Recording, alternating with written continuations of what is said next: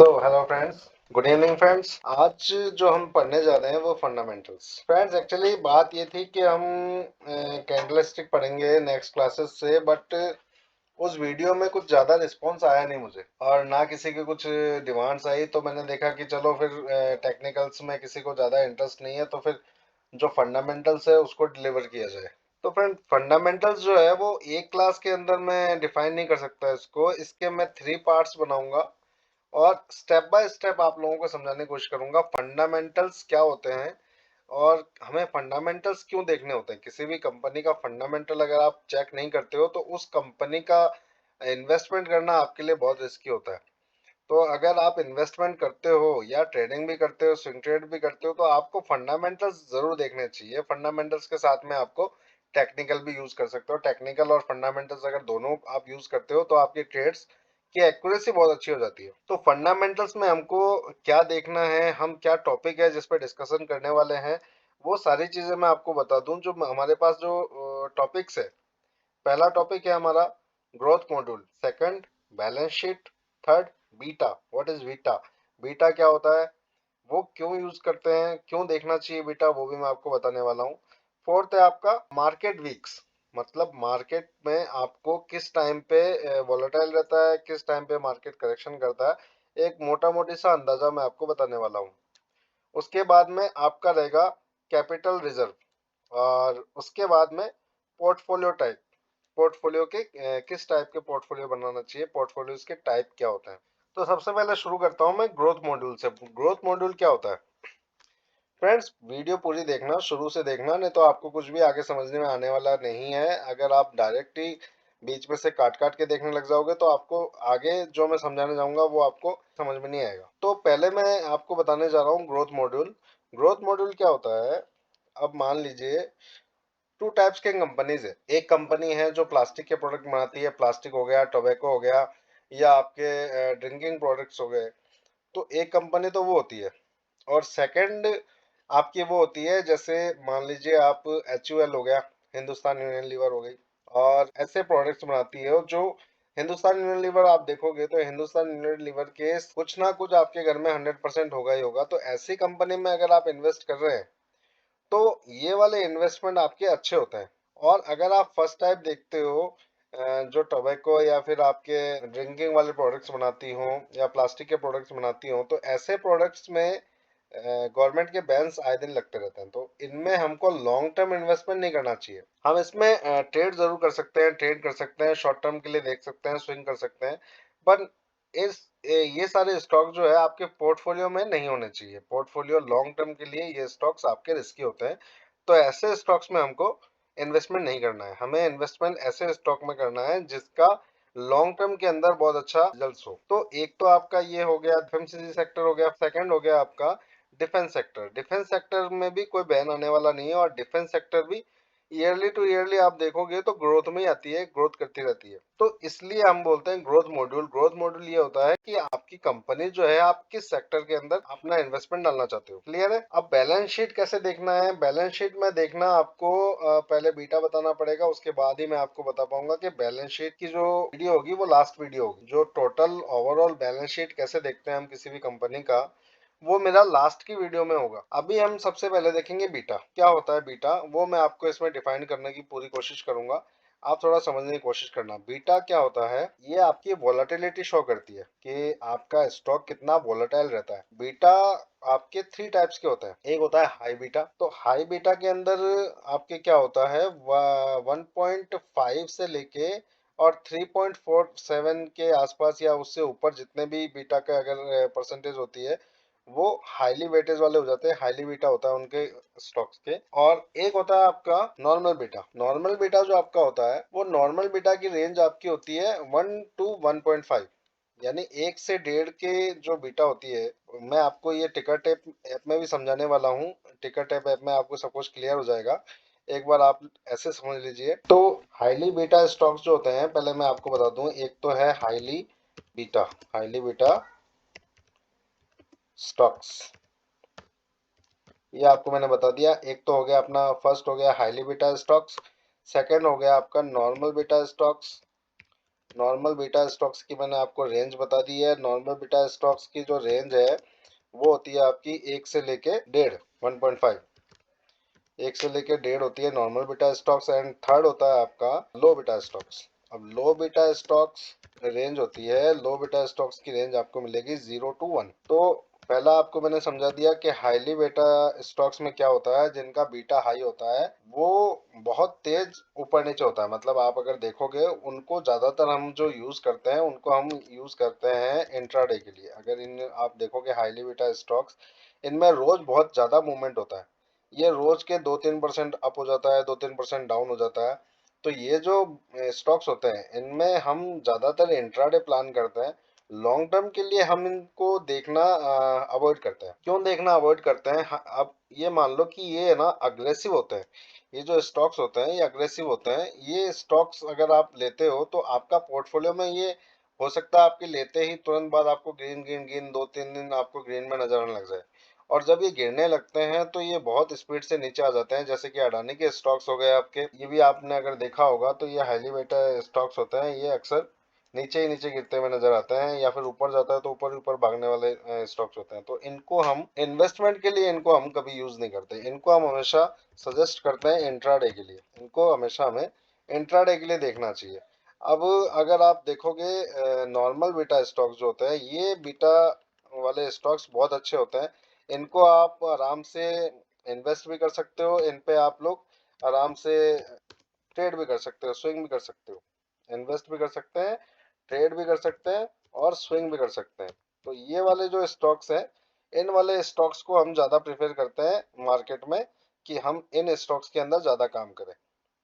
अच्छा, low beta वाले stocks क्या होते हैं? लो बीटा वाले स्टॉक्स उनको यूज़ करना चाहिए जिनको मार्केट से डर लगता है, जिनको अपना पोर्टफोलियो बनाने से डर लगता है, जिनको लगता है कि यार मैं खरीद लूं और ये नीचे आ जाए तो घबराहट होती है मार्केट में इन्वेस्ट करने से, उनको लो बीटा वाले स्टॉक्स यूज करना चाहिए। लो बीटा वाले स्टॉक्स क्या होते हैं, ये बहुत ज्यादा मूव नहीं देता है। जैसे नॉर्मल बीटा वाले जो स्टॉक्स होते हैं ये मार्केट के साथ में अप डाउन करते हैं। और ये जो लो बीटा वाले स्टॉक्स होते हैं, मार्केट अप हो या डाउन हो ये ज्यादा मूव नहीं करते हैं, ये अपना मूवमेंट जो है बहुत कम रखते हैं। तो जो बिगनर होते हैं उनके लिए ये स्टॉक्स अच्छे होते हैं। और लॉन्ग टर्म के लिए इनमें इन्वेस्टमेंट बहुत अच्छी होती है। लॉन्ग टर्म में इसमें आपको इन्वेस्टमेंट के लिए ये स्टॉक्स बेस्ट होते हैं। तो ये बीटा आप लोगों को क्लियर हो गया। बीटा देखना कैसे है वो मैं आपको टिकर टैप ऐप में बताऊंगा। ये भी बताऊंगा टिकर टैप ऐप आपको कैसे यूज करना है। बट उसके लिए पहले हमारे टॉपिक्स क्लियर हो जाए, उसके बाद में अब मैं आपको बताता हूँ, एक एक चीजें आपको मैं क्लियर करता हूँ। अब हमको ये बताया था मार्केट वीक्स। फ्रेंड्स आपने देखा होगा कि मार्केट हमेशा फर्स्ट या सेकंड वीक के अंदर अच्छा हाई या अप या अच्छा हाई लगाता है, अच्छा ऊपर जाता है। थर्ड और फोर्थ वीक के अंदर अक्सर देखने को मिलता है कि मार्केट करेक्शन करता है। उसका कारण ये होता है कि ऐसा नहीं है कि फर्स्ट या सेकंड जो वीक होता है उसके अंदर हमारी सैलरी आ जाती है तो हम सैलरी सब लगा देते हैं, ऐसा कुछ नहीं है। फर्स्ट और सेकंड वीक के अंदर जो इवेंट्स होते हैं वो बहुत कम होते हैं। थर्ड और फोर्थ वीक जो होते हैं उसके अंदर इवेंट्स बहुत ज्यादा होते हैं। जैसे फेड की मीटिंग हो जाती है, बैंकिंग मीटिंग होती है। तो जितने भी ये इवेंट्स वगैरह होते हैं वो थर्ड या फोर्थ वीक में ज्यादा होते हैं। तो ऐसे टाइम पे करेक्शन ज्यादा होता है मार्केट पे। और फर्स्ट और सेकंड वीक के अंदर आपको मार्केट में तेजी देखने को मिलेगी। ओवरऑल मार्केट का मैं आपको बता रहा हूँ कि ओवरऑल फर्स्ट और सेकंड वीक के अंदर मार्केट अप होता है। ठीक है, ये आपका हो गया मार्केट वीक्स जो मैं आपको बताने वाला था।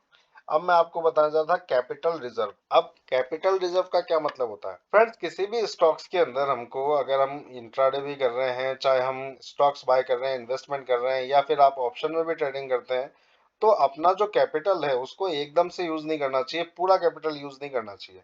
कैपिटल को आपको हमेशा डिवाइड करके ही आपका इन्वेस्टमेंट होना चाहिए। अगर आप इन्वेस्ट कर रहे हैं तो आपके पास मान लीजिए 1 लाख का कैपिटल है, तो आपको हमेशा 50% कैपिटल आपको रिजर्व रखना चाहिए। ये अलग अलग कंडीशंस पे अलग अलग होती है।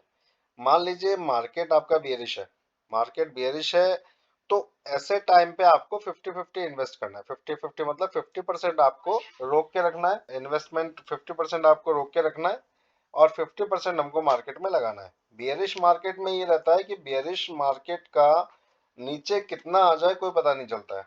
तो हमको एक लेवल देखना होता है कि हमारा इन्वेस्टमेंट कहाँ पे होना जरूरी होता है। तो बियरिश मार्केट के अंदर हमेशा 50% ही अपने को यूज करना होता है अपने कैपिटल का। उसके नीचे आ जाता है अगर आपको इस बीच में कुछ अच्छे स्टॉक्स मिल जाते हैं जो करेक्ट हुए हुए हों या आपको काफी सस्ते में मिल रहे होते हैं, तो उस टाइम पे वो कैपिटल आपके काम में आता है। तो 50% तब यूज करना चाहिए जब आपका बियरिश मार्केट है। अच्छा, अगर साइडवेज मार्केट है, साइडवेज मार्केट में आपको हमेशा 60-40 का रेशो लेके चलना चाहिए। 60-40 रेशो क्या होता है? आपका 60% जो है साइडवेज मार्केट अगर है, 60% आप उसके अंदर बाय कर सकते हो। साइडवेज जब मार्केट होता है पे अपर जाने की या लोअर आने की भी ज्यादा रहता है हमारे पास में कि हाँ अभी ये काफी टाइम से एक रेंज में है, इसके बाद में मार्केट में एक बुल मूव आ सकता है या बियर मूव आ सकता है। अगर अपन उसमें साइडवेज मार्केट के अंदर अगर हमको पता है कि एक बुल मूव आने वाला है, हम अगर बुलिश हैं, तो अपन को उस टाइम पे 60% का इन्वेस्टमेंट कर देना चाहिए और 40% हमें हमें अपने पास में हमेशा रिजर्व रखना चाहिए। वो अगर बाय द वे नीचे आ जाती है मार्केट तो 40% अपन उस टाइम पे यूज कर सकते हैं। तो सेकंड ये हो गया। थर्ड ये हो गया बुलिश मार्केट। बुलिश मार्केट के अंदर हमेशा 70% का इन्वेस्टमेंट होना चाहिए और 30% आपके पास में रिजर्व होना चाहिए। इसका मतलब ये हुआ कि अगर मार्केट बुलिश है तो बुलिश मार्केट के अंदर आप हमेशा देखोगे कि आपका मार्केट ऊपर जाता जाता है और आपका पोर्टफोलियो बढ़िया ग्रीन होता रहता है। आप में रोज का रोज 1%, 2%, 3% आपके पोर्टफोलियो में ग्रोथ हो रही है। तो जब मार्केट बुलिश होता है तो 70% अपना कैपिटल उसमें यूज होता है। तो ये तीन चीजें आपने अगर समझ ली हैं तो इसमें इसी हिसाब से आपको इसके अंदर इन्वेस्टमेंट करेंगे तो आपको इससे बहुत फायदा होगा, आपके पास में कैपिटल होगा। अब मान लीजिए अगर आपने 1 लाख रुपए है और 1 लाख रुपए का एक साथ ही आपने इन्वेस्टमेंट कर दिया है, उसके बाद में करेक्शन आता है, मार्केट नीचे आ जाता है, तो आपको पैसे लगाने के लिए कुछ नहीं होगा और आपका पोर्टफोलियो आपको रेड दिखता रहेगा। अब पहली बात तो ये कि आपका पोर्टफोलियो रेड दिखेगा। सेकंड ये, मान लीजिए कोई स्टॉक आपने 1,000 रुपए पे बाय कर रखा है। अब 1,000 रुपए पे आपने 1 लाख पूरे इन्वेस्ट कर रखे हैं, 100 शेयर आपने ले रखे हैं। अब वहां से वो करेक्शन कर रही है और उसके बाद में वो 700 के आसपास आ जाती है, 600 के आसपास आ जाती है, तो आपका तो 30-40% का लॉस दिखेगा आपके उसके अंदर। और उस टाइम पे मान लीजिए कि आपके पास में 40% रिजर्व है पैसे, तो आप जब नीचे आता है 60-70 पे आता है, तब आप वहां पे 40% भी अगर पैसे लगाते हैं तो आपका एवरेज जो हो जाता है वो करीब 80-85 के आसपास हो जाता है। तो आपका जो टारगेट होता है वो टारगेट बहुत जल्दी अचीव होता है। तो इन्वेस्टमेंट हमेशा डिवाइड करके ही करना चाहिए, इन्वेस्टमेंट को एक साथ नहीं करना चाहिए। अब नेक्स्ट जो हमारा टॉपिक है वो है पोर्टफोलियो टाइप। ये पोर्टफोलियो टाइप क्या होता है? पोर्टफोलियो दो टाइप के होते हैं। पहला ये diversified portfolio, second conservative portfolio. Diversified क्या होता है? इसके अंदर मान लीजिए किसी भी हमने अगर इन्वेस्ट करना है तो किसी भी एक सेक्टर के अंदर नहीं करना है, हमें 2-3 सेक्टर 4 सेक्टर चूज करने हैं और उसके अंदर हमें इन्वेस्टमेंट करना है। और डाइवर्सिफाई जिसका होता है पोर्टफोलियो, उसमें आपके 15 से ज्यादा स्टॉक्स नहीं होने चाहिए। फ्रेंड्स, इस बात को थोड़ा ध्यान रखना कि कई लोग होते हैं 50-50, 60-60 ले लिए और उसने लंबा चौड़ा पोर्टफोलियो बना रखा है। पोर्टफोलियो वैसा नहीं बनता, वो कचरा बन जाता है। आपको अगर पोर्टफोलियो बनाना है डाइवर्सिफाई, तो उसके अंदर आपको मैक्सिमम आपको 15 स्टॉक्स ही रखने हैं अपने पोर्टफोलियो के अंदर। और एक चीज और याद रखने वाली है कि आपको किसी भी स्टॉक्स के अंदर आपके कैपिटल का 5% से ज्यादा इन्वेस्टमेंट नहीं होना चाहिए। पर सिंगल स्टॉक आपका 5% इन्वेस्टमेंट होना चाहिए। Okay friends. और अगर आप किसी सेक्टर की बात करो कि किस सेक्टर के अंदर अगर हम इन्वेस्ट कर रहे हैं तो कितना होना चाहिए, तो सेक्टर में इन्वेस्टमेंट आपका 15% से ज्यादा नहीं होना चाहिए। अब अलग अलग सेक्टर हमको क्यों करना चाहिए? अलग अलग सेक्टर हमको इसलिए करना चाहिए कि मान लीजिए मार्केट अगर नीचे आ रहा है तो आप देखोगे कि सारा मार्केट नहीं आता है, कुछ एक स्टॉक्स जो है ग्रीन होते हैं, बहुत ज्यादा अगर रेड होता है तो कुछ एक ग्रीन भी होते हैं। क्यों? वो फिर सेक्टर का सपोर्ट होता है उनको, तो सेक्टर के सपोर्ट की वजह से वो ग्रीन रहते हैं। जैसे आपने मेटल सेक्टर देखा होगा, मेटल सेक्टर है, आपके पास में एनर्जी सेक्टर है, आपके पास में ऑटो सेक्टर है, एफएमजी सेक्टर है, जितने भी सेक्टर है, अगर आपने उसमें से अगर कुछ अच्छे सेक्टर चूज करके आप इन्वेस्टमेंट करते हैं और उस टाइम पे मार्केट अगर करेक्शन कर भी रहा है तो आपके पोर्टफोलियो में बहुत ज्यादा आपको घबराने वाली चीजें नहीं होगी और आपका बहुत ज्यादा उसमें लॉस नहीं दिख रहा होगा, क्योंकि कुछ एक स्टॉक्स आपके चल रहे होंगे। तो ये जो स्टॉक्स होते हैं इसको हम डाइवर्सिफाई पोर्टफोलियो बोलते हैं। सेकंड होता है कंसल्टेटिव। अब इनमें क्या होता है कि ये इनमें ज्यादातर जो बाइंग करते हैं वो म्यूचुअल फंड्स करते हैं। म्यूचुअल फंड्स क्या होते हैं, इमोशंस लेस होते हैं, इनको प्रॉफिट से मतलब होता है, इनको और कोई मतलब नहीं होता है। ये क्या करते हैं, ये 5 या 6 स्टॉक्स ही लेते हैं, इसके किसी भी एक सेक्टर का उठाते हैं। किसी भी एक सेक्टर का 5 या 6 स्टॉक उठाते हैं, उसके बाद में वो सेक्टर अगर चलता है तो ठीक है, जो स्टॉक उसमें से ज्यादा ग्रोथ दे रहा है वो उसको रखते हैं, और जो स्टॉक उस 5-6 के अंदर जो वो चूज करके रखते हैं उसके अंदर से जो स्टॉक नहीं देता है उसको वो करेक्ट करते हैं, उसको निकाल के अपनी होल्डिंग उसमें बनाते हैं जिसके अंदर मैक्सिमम ग्रोथ आ रहा हो। तो ये जो होते हैं 2 टाइप के पोर्टफोलियो हैं, हमें हमेशा डाइवर्सिफाई करना चाहिए हमारे पोर्टफोलियो को, तो हमारा पोर्टफोलियो सेफ रहता है। अब मैं आपको बताता हूँ बीटा जो है हम कैसे देख सकते हैं, और बीटा देखने का तरीका क्या है। टिकर टैप ऐप क्या होता है, टिकर टैप पे अपन चलेंगे अभी, और ये सारी चीजें जो मैंने आपको बताई है इसको हम बताएंगे उस टैप पे। फ्रेंड्स, मैंने जो बोला है मैं आपको फिर से रिपीट कर देता हूँ एक बार। Highly beta stocks, normal beta stock और लो बीटा। लो बीटा कितना होता है, 0 to 1 इसकी रेंज होती है। नॉर्मल बीटा जो होता है 1 to 1.5, और हाईली बीटा होते हैं 1.5 प्लस अबव, इसके ऊपर जितना भी जाता है वो हाईली बीटा वाले स्टॉक्स होते हैं। अब मैं आपको चलते हैं, ये हम गूगल पे आ गए, गूगल क्रोम पे। यहाँ पे हम टाइप करेंगे टिकर टैप। फ्रेंड्स, यहाँ पे टिकर टैप को आप सबसे ये ऊपर ही आप आ जाओ, यहाँ पे टिकर टैप पे इसको हम ओपन कर लेते हैं। यहाँ पे आइकन है टिकर टैप का, ओके। इस आइकन पे आओ, आने के बाद में हमको मिलेगा यहाँ पे स्टॉक स्कैनर, ओके। ये है स्टॉक स्कैनर, यहाँ पे हम आएंगे स्टॉक स्कैनर पे, ओके। अब ये हमारे सामने एक पेज आ गया है टिकर टॉप का। इसमें आप देखो 2-3 चीजें आपको मैं दिखा देता हूँ। इसमें हम फिल्टर जो है उस पर अभी दिखाएंगे हम कि फिल्टर हम कैसे लगाते हैं इस पे। ये ऐड फिल्टर का आपको एक ऑप्शन मिलेगा, ऐड फिल्टर। इस ऐड फिल्टर को हम क्लिक करेंगे। इसके बाद में ये सर्च पे हम जाके इस पे डालेंगे हम बीटा। ये आपका बीटा आ गया। ये हमने इसके अंदर फिल्टर डाल दिया है। यहाँ पे आप नीचे देख सकते हो ये आ गया हमारा बीटा। फ्रेंड्स, ये बीटा हमने यहाँ डाला है। हमें क्या देखना है, पहले पहले हमें देखना है इस पे हाई बीटा। अच्छा, एक चीज और ध्यान रखिएगा फ्रेंड्स, इसके अंदर जो ये बीटा आपको दिख रहा है माइनस में, आपका बीटा कभी माइनस में नहीं होना चाहिए। बीटा अगर नेगेटिव है तो आपका स्टॉक भी नेगेटिव में ही होगा। नेगेटिव स्टॉक्स हमें देखना ही नहीं है, ओके फ्रेंड्स। अब इसमें हमें देखना है हाईली बीटा वाले स्टॉक्स देखना है, तो उसमें हम देखेंगे 1.5 से अबव। ये अबव ही है, 1.5 to 3.47। और इसको हम जब देखेंगे तो इसके अंदर जो स्टॉक्स आएंगे आपके कितने आ रहे हैं वो देख लीजिए। 552 स्टॉक्स हैं, जिसमें ये आपके दिख रहे होंगे बजाज फाइनेंस हो गया, एक्सिस हो गया, अडानी हो गया। अडानी के सारे शेयर इसी में आते हैं।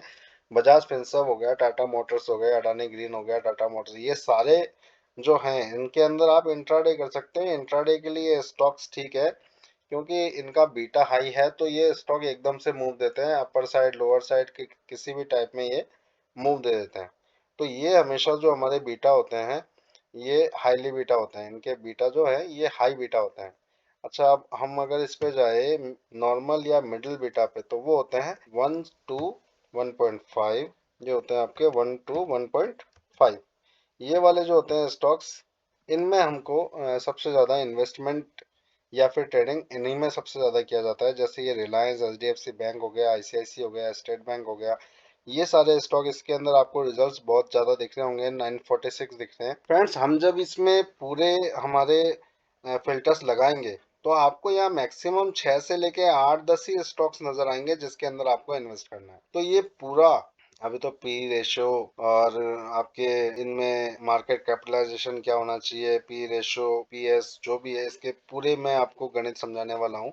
तो ये इस एक वीडियो में कवर होगा नहीं। तो जब हम पूरे क्राइटेरिया इसमें लगा देंगे तो आपके इतने सारे जो स्टॉक्स आपको नजर आ रहे हैं 946, इसमें आप कभी भी ट्रेड नहीं कर पाओगे। इसमें मैक्सिमम आपके 6 से लेके 10 से स्टॉक्स बचेंगे जिस पे आपको काम करना है। तो ये जो स्टॉक्स हैं फ्रेंड्स, इसके अंदर हमको इन्वेस्टमेंट और ट्रेडिंग इसमें दोनों कर सकते हैं। ये नॉर्मल बीटा वाले स्टॉक्स हैं, ये नॉर्मल बीटा क्या होती है, रेंज 1 टू 1.5। तो ये हमारे नॉर्मल बीटा वाले स्टॉक्स होते हैं। अब लो बीटा वाले स्टॉक्स क्या होते हैं, उसके लिए मैंने आपको बताया था 0 टू 1, 0 टू 1, 0 टू 1 वाले जो स्टॉक्स होते हैं वो होते हैं हमारे नॉर्मल बीटा वाले स्टॉक्स। इसके अंदर आईटीसी हो गया, एचयूएल हो गया, टीसीएस हो गया, इन्फोसिस हो गई, भारतीय एयरटेल हो गया, कोटक बैंक, एशियन पेंट्स हो गए। ये सारे लो बीटा वाले होते हैं, इनके अंदर इन्वेस्टमेंट सेफ मानी जाती है। ये सारे जो हैं लो बीटा वाले स्टॉक्स, इनमें इन्वेस्टमेंट हमेशा ही सेफ होता है। अच्छा, इसमें आपको बहुत सारे दिख रहे होंगे 1578। 1578 बहुत ज़्यादा है। अब इसमें हम थोड़ी बहुत हमारी क्राइटेरिया और भी लगाएंगे, उसके बाद में ये थोड़े धीरे धीरे कम होते रहेंगे। अच्छा, इसमें मार्केट कैप 0 टू लिखा हुआ है अबव। हमको कम से कम हमारा जो मार्केट कैप देखना है वो 1000 CR के ऊपर ही देखना है। 1000 CR के ऊपर ही अगर हम देखेंगे तो इसमें बहुत सारे फिल्टर्ड हो गए। अब आप देख लो कि बहुत अच्छे जो स्टॉक्स हैं 1000 CR के ऊपर के, वही आपको यहाँ दिख रहे होंगे 162 ही आए हैं रिजल्ट्स में। टिकर टैप का भी पूरा कैसे इस्तेमाल होता है मैं आपको आने वाले वीडियोस में क्लियर करने वाला हूँ। ये एक छोटा सा आज की छोटी सी वीडियो है। छोटी सी वीडियो के अंदर अभी तो यही हो पाएगा, ज़्यादा कवर नहीं कर पाएंगे हम। तो अभी जो मैं आपको बताने जा रहा था वो इतना ही था। टिकर टैप पे आप कैसे स्टॉक्स पे बीटा देखते हो और बीटा का कैसे इस्तेमाल करना है वो भी मैंने आपके इस वीडियो में कवर किया है। आगे की वीडियो में हम इसके बाकी की चीज़ें भी कवर करेंगे। मार्केट डेप्थ भी देखेंगे, कंपनी का मार्केट डेप्थ कैसे देखा जाता है, ईपीएस क्या होता है, पी रेशो क्या होता है, वो सारी चीज़ें हम आने वाले वीडियो में कवर करेंगे। 2 वीडियोस और आएंगे, 2 वीडियोस के अंदर मैं आपका पूरा कवर कर दूंगा। इसमें कवर कर सकते थे बट फ्रेंड्स ये वीडियो बहुत लंबी हो जाएगी तो आप लोगों को पसंद आएगी नहीं, तो मैं इतना ही वीडियो बना रहा हूँ। नेक्स्ट वीडियो आपको चाहिए या नहीं चाहिए वो आप इस वीडियो के अंदर बताओगे, कमेंट्स आएगा तो ही कर पाऊंगा। क्योंकि मैं पिछली बार आपको कैंडल स्टिक पढ़ाने वाला था तो उसमें मुझे कुछ खास रिव्यूज भी नहीं आए और ना उन लोगों की कुछ इंक्वायरी आई, तो मैंने उस वीडियो को छोड़ के आज फंडामेंटल डाला है। तो फंडामेंटल अगर आपके समझ में आ रहा है, आपको सीखना है, मैं फ्रेंड्स गारंटी देता हूँ 3 दिन के अंदर आपको फंडामेंटल्स लगभग लगभग कैसा देखना चाहिए, क्या देखना चाहिए कंपनी में, ओवरऑल आपको सब कुछ सिखा दूंगा। इतने डेप्थ में हमको जाने की जरूरत नहीं है, इतने डेप्थ में हम जाएंगे नहीं। हमें कोई सीए नहीं बनना है, हमें तो हमारे मतलब की चीज निकालनी है। तो मतलब की जो चीज आपकी निकलेगी वो सारी चीजें मैं आपको यहाँ पे निकाल के दे दूंगा और आप उसके अंदर बहुत अच्छा काम कर सकते हैं। ठीक है, आप ये मार्केट कैप एक बार समझ लीजिए। स्मॉल कैप, मिड कैप और लार्ज कैप जिनको नहीं पता है मैं उनको बता दूं, स्मॉल कैप क्या होता है, मिड कैप क्या होता है और लार्ज कैप क्या होता है। यहाँ पे अगर आप टैप करेंगे आपको दिख जाएगा स्मॉल कैप की जो कंपनी होती है 0 टू 18,000 करोड़ की होती है। यहाँ पे हम 18 तो नहीं बट 15,000 करोड़ के आसपास की आप कंपनी मान लीजिए स्मॉल कैप के अंदर आती है। अब देख लो कि इसके अंदर 1400-1500 के अराउंड आया है। टिकर टैप जो बिल्कुल पेनी स्टॉक्स होते हैं उनको शो नहीं करता है, नहीं तो आपको इसके अंदर और भी बहुत ज्यादा दिखाई देता, ये नंबर और फिगर जो है बहुत बड़ा दिखता। तो टिकर टैप उसमें भी स्मॉल कैप में भी वो भी अपना छांट के बताता है, निकाल देता है, कट करके बताता है। ठीक है, तो आपके स्मॉल कैप की इसके अंदर जो रेंज बता रहा है वो बता रहा है 0 टू 18,000 करोड़ रुपीज। ठीक है, मिड कैप में अगर आप जाओगे 18,000 टू 55 करोड़ के आसपास जाता है। तो ये मिड कैप जो होती है कंपनीज वो 18,000 करोड़ टू 55,000 करोड़ के अबव जो होगा, 18 के ऊपर और 55 के बिलो जो होगा, वो सारे जो है मिड कैप के अंदर आते हैं। लार्ज कैप कंपनीज आपके 55,000 करोड़ प्लस होते हैं, वो सारे लार्ज कैप कंपनीज होती है। यहाँ पे आप देख सकते हो, देखो फ्रेंड्स 48 रिजल्ट्स है ओनली लार्ज कैप कंपनीज के, 48 रिजल्ट्स। तो ये जो स्टॉक्स होते हैं लार्ज कैप्स, इसके अंदर हमको सेफ, आपका इन्वेस्टमेंट इनमें सेफ रहता है। इसमें भी हम जब हमारी क्राइटेरिया लगाएंगे तो इसके अंदर आपको मुश्किल से 5-6 स्टॉक्स आपको ऐसे मिलेंगे जो आपको इन्वेस्टमेंट के लिए बढ़िया लगेंगे, बहुत अच्छे लगेंगे। आप उनमें इन्वेस्टमेंट आराम से कर सकते हो और आप अपनी क्राइटेरिया लगा के आने वाले टाइम पे फंडामेंटल्स कैसे देखना है वो देख सकते हैं। फ्रेंड्स आगे की वीडियो के अंदर बाकी की चीजें कवर करेंगे। अभी मैंने आपको जहां तक समझाया है, अगर आपको कुछ पूछना है, कुछ समझ में नहीं आया तो आप मुझसे पूछ सकते हैं कमेंट बॉक्स में। वीडियो अच्छी लग रही है तो फ्रेंड्स मेरी रिक्वेस्ट है सब्सक्राइब कीजिए, एक बार लाइक कीजिए और शेयर जरूर कीजिए अपने फ्रेंड्स के साथ में। मैं बहुत मेहनत कर रहा हूँ कि आप लोगों को कुछ अच्छा डिलीवर कर पाऊँ। काफी टाइम से मार्केट के अंदर हूँ, अभी तक मैं खुद भी पढ़ रहा हूँ और काफी मैंने मार्केट के अंदर काम किया है। मैंने फर्स्ट वीडियो के अंदर अपना इंट्रोड्यूशन दिया था आपको। पर मैं आपको बताऊं कि मुझे करीब 5 साल 6 साल से मैं मार्केट में हूं और अभी तक मैं लर्निंग मोड पे ही हूं। मैं अभी भी लर्न करता हूं।